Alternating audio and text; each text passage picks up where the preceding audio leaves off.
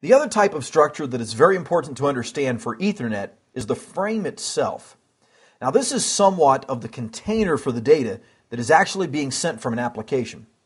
You'll notice that regardless of whether or not we look at a standard Ethernet frame, which would be considered ARPA Ethernet or DICS Ethernet, or if I'm looking at Ethernet IEEE 802.3, you can see that our data portion is always between 46 and 1500 bytes.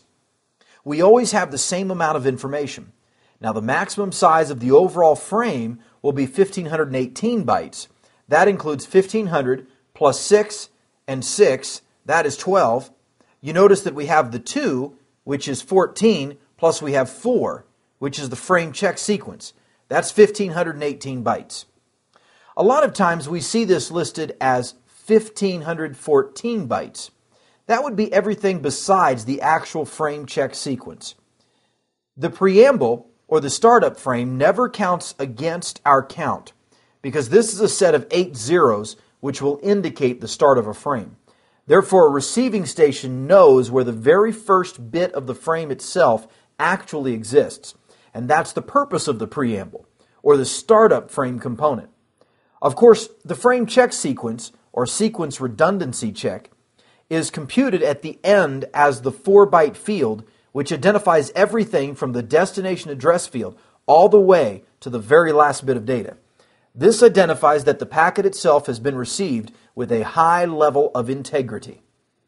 You will notice that our destination address is always the very first component of an Ethernet frame, regardless of the frame's type, whether it's Ethernet standard or 802.3. So this is the destination MAC address.